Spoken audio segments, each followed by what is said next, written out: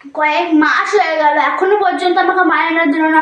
আজকে আমি মাইনেটা নেবো, তারপরেই আমি এই ঘর থেকে যাবো। দেখছি বাবা কখন আসে। এই নে পড়।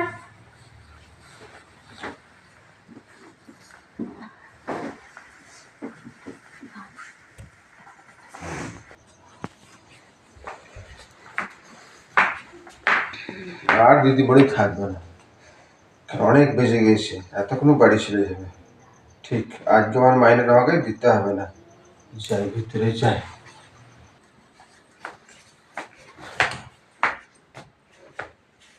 ওগো শোনো শোনো শোনো শোনো শোনো, তোমার জন্য অপেক্ষা করছিলাম, অনেক বেজে গেল, আমার বাড়ি যেতে। ওগো শোনো শোনো শোনো শোনো।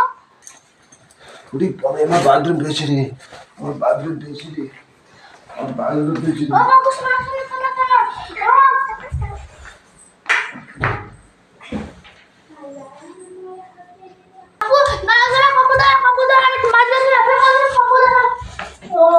তুমি বাথরুমে ঢুকে গেলে আমিও দেখছি তুমি কতক্ষণ বাথরুমে ঢুকে রাখতে পারো।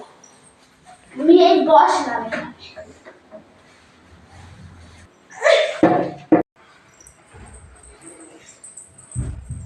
এবারও পালিয়েছে, আর না। ঠিক আছে বাবরে, বাচ্চা গেল রে, মাইনে মাইনে কারণ চলে রেখেছে।